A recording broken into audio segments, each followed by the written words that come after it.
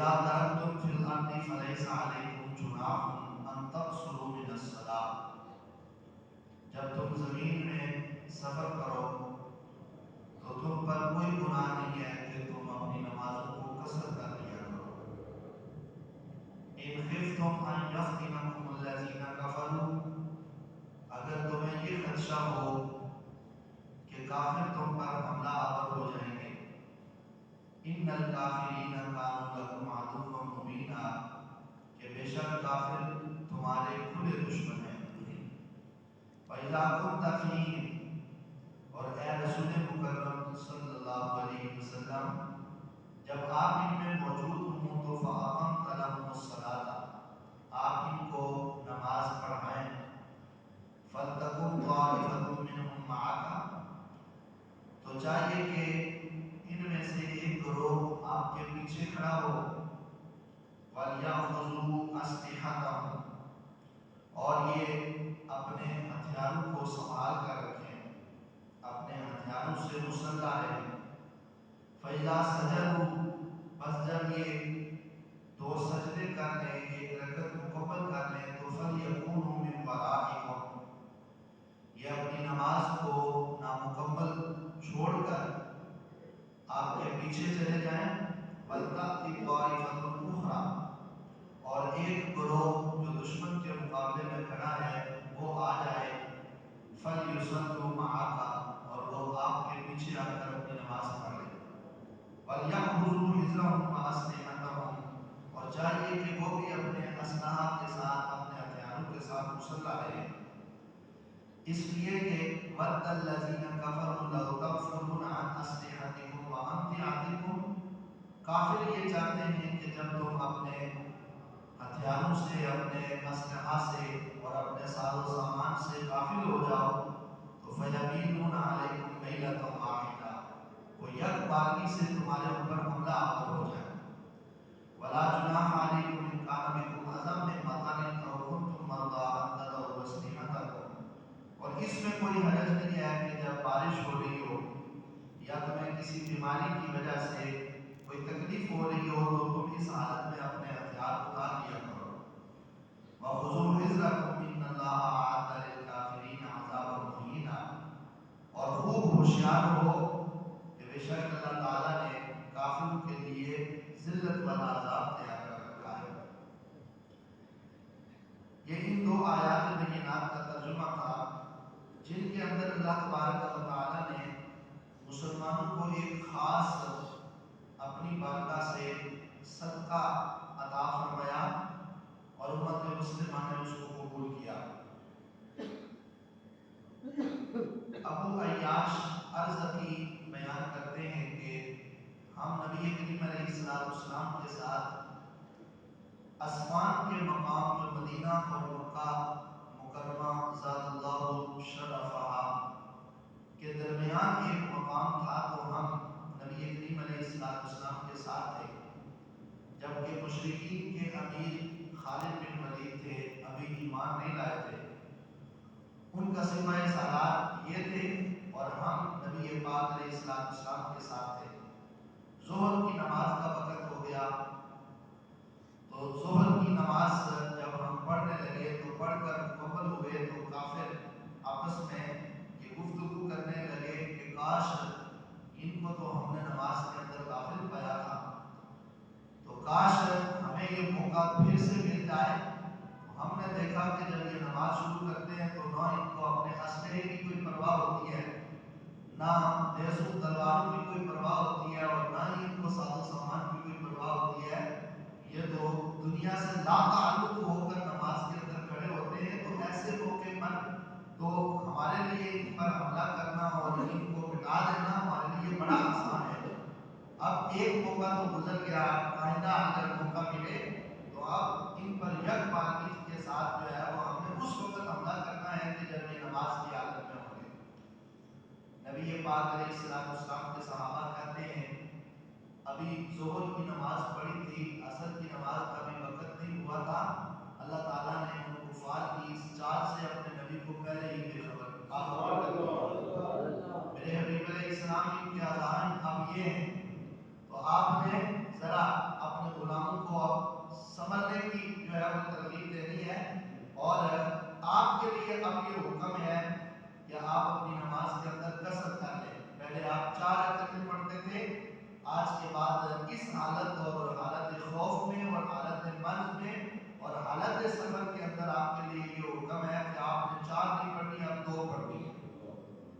دو پڑھنی ہے اور دو کو بھی جو ہے وہ اس حالت اور کیفیت میں پڑھنا ہے کہ ادھر سے دشمن سامنے کھڑا ہو تو اس کی بھی طاقت میں رہنا ہے اور ادھر سے اللہ تبارک و تعالیٰ کی عبادت بھی کرنی ہے۔ یہ کوئی توکل کے خلاف عمل نہیں تھا، اور جو بتایا جا رہا تھا کہ تم اس حالت میں نماز پڑھو، اور پھر پورا نماز کا طریقہ اگلی آیت پاک میں اللہ تعالیٰ نے خود ایک ایک لفظ با لفظ بیان کر کے بتایا کہ تم نے نماز کس طرح پڑھنی ہے اب کسر ہے، 2 رکعتیں پڑھنی ہیں، اور 2 رکعتوں کو بھی کیسے پڑھانا ہے، اس لیے کہ صحابہ اکرام رضوان اللہ تعالیٰ علیہم اجمعین جس جذبہ کے ساتھ اور جس روحانی قوت اور روحانی طاقت کے ساتھ لڑتے تھے نا دشمنوں کے مقابلے میں جا کر، اور روحانی طاقت اس وجہ سے ان کو میسر آتی تھی کہ وہ سب سے پہلے نبی پاک علیہ السلام کی ذات اقدس پر مر مٹنے کے لیے تیار ہوتے تھے۔ اب صحابہ اکرام رضوان اللہ تعالیٰ علیہم اجمعین اس حالت جنگ کے اندر کون یہ گوارا کرتا ہے کہ نبی پاک علیہ السلام کی موجودگی میں کوئی اور نماز پڑھائے؟ ایک گروہ کو ایک نماز پڑھا لے اور دوسرے گروہ کو کوئی اور دوسرا نماز پڑھا لے۔ ایسا بھی تو ہو سکتا تھا کہ اللہ تعالیٰ حکم ارشاد فرمائے کہ حبیب پیارے آپ کا ایک گروہ جو ہے وہ علیحدہ کھڑا ہو جائے اور آپ نماز ادا کر لیں، جب آپ نماز پڑھ لیں اور اپنے غلاموں کو اسلحہ سمیت لے جائیں اور جا کے دشمن کے مقابلے میں کھڑے ہو جائیں اور دوسرا گروہ آ کر اپنی جماعت کروا کر نماز ادا کر لیں، لیکن ایسا نہیں فرمایا گیا، بلکہ صحابہ کرام رضوان اللہ تعالیٰ علیہم اجمعین کا ذوق اور ان کی محبت یہ تھی، شوق یہ تھا کہ آقا ہماری تو نماز ہی وہی ہے جو ہم آپ کی ابتدا میں پڑھتے ہیں، جو آپ کی معیت میں ہم پڑھتے ہیں، لہذا یہ تو کسی کے لیے گوارا کرنا ممکن ہی نہیں تھا، برداشت کرنا ہی ممکن نہیں تھا کہ وہ حضور کی ابتدا سے نکل کر نماز پڑھے۔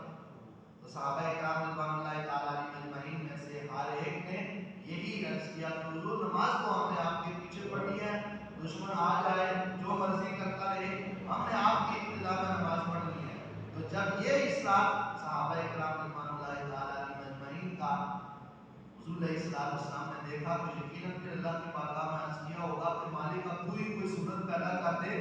یہ تو تیرے سارے غلام میرے پیچھے نماز پڑھنے کے لیے بھی تیار ہیں اور دشمن بھی سامنے کھڑا ہے اور طاق کے اندر ہے کہ اس نے کیسے حملہ کرنا ہے۔ اللہ رب العزت جلال نے اپنے محبوب علیہ السلام کو پھر نماز کی تعلیم ارشاد فرمائی، میں ابھی پیارے ایسا کرو اپنے غلاموں کے 2 گروہ بنا لو، 2 حصے بنا لو، اور ایک گروہ کو حکم دو کہ وہ اپنے اسلحہ سمیت جو ہے وہ دشمن کے سامنے جا کر سب کھڑا ہو جائیں، سب بنا کر کھڑے ہو جائیں، اور ایک گروہ جو ہے وہ آپ کی معیت میں نماز ادا کرے، اور حکم یہ ہے کہ نہ دشمن کے سامنے کھڑے ہونے والے اپنے اسلحہ کو اتاریں، نہ نماز پڑھنے والے اپنا اسلحہ اتاریں، اپنے اسلحے کو بھی سنبھال کر رکھیں، پوزیشن میں بھی رہیں، تلواریں جو ہے وہ ان کی جو ہے وہ نیام کے اندر ہونی چاہیے، اور تلواروں کے اوپر جو ہے وہ گرفت بھی ہونی چاہیے کہ اگر یک بارگی سے دشمن حملہ کر بھی دے تو پھر مقابلے کے لیے اسی وقت نکلنا ہے، اور اس حالت میں آپ نے ان کو نماز پڑھانی ہے۔ نبی پاک علیہ السلام نے ایسا ہی فرمایا، اس کو کہا جاتا ہے صلاۃ الخوف۔ جب نبی پاک علیہ السلام نے صحابہ کو جمع کیا تو فرمایا میرے غلاموں یہ حکم آ گیا، آپ کس طرح کرنا ہے؟ عرض کیا یا رسول اللہ ہم حاضر ہیں، آپ نے ایک گروہ کو بھیج دیا، ایک گروہ کو آپ نے نماز پڑھائی، نماز اثر تھی، 2 رکعتوں کا حکم تھا، 1 رکعت نبی پاک علیہ السلام نے اپنے صحابہ کو شروع کروائی، 1 رکعت مکمل کی، 2 سجدے مکمل کیے، حضور علیہ السلام پھر قیام کی حالت میں تشریف لے آئے، کھڑے ہو گئے، اب صحابہ اکرام اپنی نمازوں کو توڑ کر دشمن کے مقابلے کے اندر چلے گئے، اور جو وہ پہلے والا گروہ تھا وہ واپس آ گئے، وہ مسبوق ہو گئے، ان کی 1 رکعت رہ گئی، اب وہ آئے تو انہوں نے آ کر نبی علیہ السلام کی ابتدا میں دوسری رکعت کے اندر نیت کر کے نماز شروع کر دی، نبی علیہ السلام نے وہ رکعت بھی مکمل کروانے کے بعد سلام پھیرا، تو اب یہ والا گروہ پھر دشمن کے مقابلے میں چلا گیا، اور پہلا جن کی 1 رکعت باقی تھی وہ آ گئے، اور انہوں نے آ کر اپنی 1 رکعت لاحق کی طرح، یعنی جیسے نماز کے اندر کسی کو کوئی لاحق عارضہ لاحق ہو جائے تو وہ چھوڑ کر چلا جاتا ہے، اور واپس آ کر اگر اس نے کلام نہیں کیا اور شرائط پوری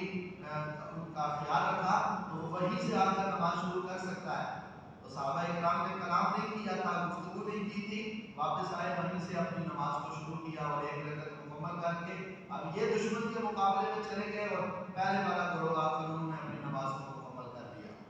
کیسا بہترین اور نفیس طریقہ صحابہ اکرام رضوان اللہ تعالیٰ علیہ اجمعین کو اللہ تعالیٰ نے عطا فرمایا۔ فرمایا تمہاری ہر ایک کی نماز حضور کے پیچھے بھی ہو جائے گی اور دشمن کے سامنے کھڑے ہو کر تم دشمن کے مقابلے کے لیے بھی تیار رہو گے۔ اللہ اکبر۔ لیکن یہاں غور کرنے کی ضرورت ہے کہ یہاں سے ایک جو ہے وہ مجاہد فی سبیل اللہ حالت نماز کے اندر بھی ہے اور اسلحہ پر بھی قبضہ ہے اور پھر دشمن کے سامنے جا کر یقیناً اگر قبلہ کس جانب ہے تو صحابہ اکرام اگر اس رخ کی طرف نماز ادا کر رہے ہیں تو دشمن پیچھے کھڑا ہے، تو ایک گروہ تو وہ ہے کہ جو دشمن کی طرف منہ کر کھڑا ہے اور جو ہے وہ قبلے کی طرف پیٹ کر کھڑا ہے۔ اب اس حالت اور کیفیت میں دشمن اگر حملہ کر بھی دیتا تو پھر بھی حکم تھا کہ ان کو آگے سے جواباً جو ہے وہ اپنا دفاع کرنا ہے اور ان کو جواب ضرور دینا ہے کہ ایسی نماز ہو رہی ہے کہ دشمن کے سامنے تلوار پکڑ کر بھی کھڑے ہیں، مقابلہ بھی ہو رہا ہے اور ادھر سے اللہ تعالیٰ کی عبادت بھی ہو رہی ہے۔ اس لیے کہ اب یہاں یہ طریقہ کار اللہ رب الجلال خود ارشاد فرما رہا ہے، جب جس کی عبادت کر رہے ہیں نا وہی حکم دے رہا ہے کہ تم آپ اس حالت اور کیفیت میں نماز ادا کرو، تمہاری نمازوں کو قبول کرنا میرے ذمہ کرم پر ہے۔ دشمن کی طاقت میں بھی رہو اور اپنی حفاظت بھی کرو اور نماز بھی ادا ہوتی ہے۔ نبی کریم علیہ السلام کے صحابہ اکرام رضوان اللہ تعالیٰ علیہ اجمعین نے حضرت یعلا بن امیہ رضی اللہ تعالیٰ امام مسلم نے اس حدیث پاک کو بیان کیا، انہوں نے حضرت سیدنا فاروق اعظم رضی اللہ تعالیٰ عنہ سے عرض کیا، حضور یہ ارشاد فرمائیے کہ جب نماز قصر کا حکم آیا تھا کہ نماز کو قصر کرو، آدھا پڑھو، تو اس وقت تو صلاۃ الخوف کا وقت تھا، دشمن ہمارے سامنے کھڑے تھے اور ہمیں خطرہ تھا کہ وہ ہمارے اوپر حملہ آور ہو جائیں گے، تو اس وقت تو نماز قصر کا مسئلہ سمجھ میں آتا تھا، لیکن اب جو ہم قصر کرتے ہیں ہمیں دشمن کا خوف تو ہوتا نہیں ہے، لیکن نماز ہم حالت سفر کے اندر پھر بھی قصر کرتے ہیں، تو اس کا کیا مطلب ہے؟ وہاں تو خطرہ تھا تو ہمیں اس لیے قصر کا حکم دیا گیا، اب یہاں خطرہ تو نہیں ہے لیکن پھر بھی ہم قصر کرتے ہیں۔ آپ نے فرمایا میرے محبوب علیہ السلام کے غلاموں،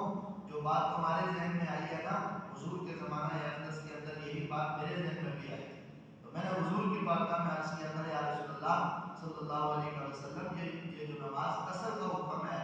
آدھی پڑھنے کا حکم ہے فرضوں کو، تو اگر یہ تو اس وقت حکم آیا تھا جب دشمن سامنے کھڑے تھے اور خوف تھا کہ یہ حملہ کر دیں گے، لیکن اب جو ہے وہ دشمنوں کا خوف تو نہیں ہوتا لیکن حکم وہی ہے۔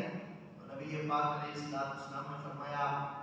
حضرت سیدنا فاروق اعظم عرض کرتے ہیں کہ نبی پاک علیہ السلام کے سامنے جب میں نے یہ عرض کیا تو آگے سے حضور علیہ السلام نے فرمایا ہے عمر، یہ اللہ تعالیٰ نے اپنی امت پر صدقہ کیا ہے، امت کو چاہیے کہ اس صدقے کو قبول کر لے۔ اللہ تبارک و تعالیٰ نے امت کے لیے ایک صدقے کا اہتمام کیا ہے، ان کو حالت سفر کے اندر کہ جب یہ تیزی کے ساتھ سفر کر رہے ہوں اور سفر کی تھکاوٹ بھی ہو، مشقت بھی ہو اور سفر کا جو تھکان ہے وہ بھی ان کے سامنے ہو، تو اس وقت یہ نماز کے اندر قصر کر لیا کریں تاکہ نماز چھوڑے نہ حالت سفر میں، تو قصر کر لیا کریں، اللہ رب الجلال کو کامل نماز کا اجر اور ثواب عطا فرمائے گا۔ اس وقت سے پھر جب یہ حکم آیا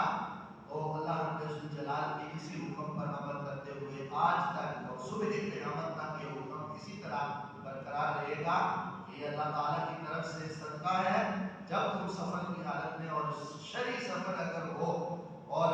شرعی مسافت اگر بنتی ہو تو اس کے اندر نماز کو قصر کرو۔ اللہ رب الجلال 2 رکعتیں، کہاں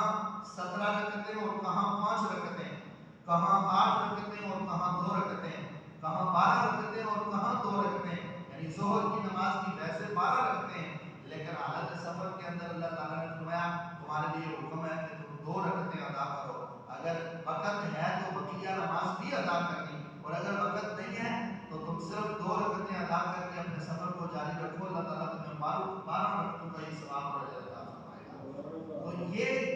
رخصت اللہ تعالیٰ نے عطا فرمائی ہے، اس رخصت پر عمل کرنا مسلمانوں کے لیے ضروری ہے۔ علماء نے لکھا، مفسرین نے، کہ اس آیت پاک سے وجوب کا پتہ چلتا ہے کہ یہ امر جو ہے وہ وجوبی ہے، یعنی استحبابی عمل نہیں ہے کہ تم حالت سفر میں ہو تو تمہاری مرضی ہے، تم 4 پڑھنا چاہو تو 4 پڑھ لو، 2 پڑھنا چاہو تو 2 پڑھ لو۔ یہ استحبابی عمل نہیں ہے، مستحب نہیں ہے، یہ اختیار نہیں دے دیا گیا کسی کو، بلکہ واجب ہے کہ وہ اپنی نماز کو قصر کرے۔ اللہ تعالیٰ نے جو رخصت عطا فرمائی ہے امت کے لیے، اس رخصت پر عمل کرنا واجب ہے۔ علماء نے لکھا کہ اگر کوئی شخص حالت سفر کے اندر شرعی مسافر بن کر بھی اگر وہ 2 کے بجائے 4 پڑھتا ہے تو گناہگار ہوگا، اس لیے کہ اللہ رب الجلال نے جو رخصت اس کو عطا فرمائی ہے وہ اس رخصت پر عمل نہیں کر رہا، اس لیے اللہ رب الجلال نے جا بجا کیسی اسلام کی بہترین ایک صورت اللہ رب الجلال نے آج اسلام کے لیے پیش کر دی۔ اور اس حالت اور کیفیت میں یوں بھی تو ہو سکتا تھا کہ اگر دشمن سامنے کھڑا ہے تو تم ابھی نماز کو ترک کر دو اور بعد میں نماز کی جو ہے وہ قضا کر لینا، جیسا کہ غزوہ تبوک کے موقع پر، غزوہ تبوک کے ہی موقع پر نبی علیہ السلام کی 4 نمازیں قضا ہو گئی اور آپ نے پھر عشاء کے وقت ان 4 نمازوں کو ادا کیا، اور حضور نے فرمایا آج دشمنوں نے مجھے اللہ کی عبادت بھی نہیں کرنے دی، نماز بھی ادا نہیں کرنے دی، تو حضور علیہ السلام نے اس وقت ادا کی۔ تو ایسا بھی تو ہو سکتا تھا کہ اللہ رب الجلال فرما دیتا کہ تم بعد میں پڑھ لینا، لیکن ہمیں یہ سبق دینا تھا، یہ درس دینا تھا کہ اگر دشمن تلوار پکڑ کر سر پر کھڑا ہو، جان کی بھی پڑی ہو، تو پھر بھی اللہ رب الجلال کی عبادت سے اپنا چہرہ نہ پھیرنا، پھر بھی اللہ رب الجلال کی عبادت کو ترک نہ کرنا۔ حالت خوف کے اندر بھی نماز پڑھو، لیکن اس حالت میں تم نماز پڑھو کہ دشمن کی طاق میں بھی رہو اور اللہ کی عبادت بھی ہوتی رہے۔ تو اس سے نماز کی اہمیت کا ہمیں درس ملتا ہے کہ نماز کی کس قدر اہمیت ہے۔ تلواروں کے سائے کے اندر بھی اگر نماز معاف نہیں ہے تو پھر عام چھوٹی سی تکلیف اور چھوٹی سی مارچ کھانے پر نماز کو ترک کر دینا یہ کہاں جائز ہوگا۔ اس لیے ہمیں اپنی نماز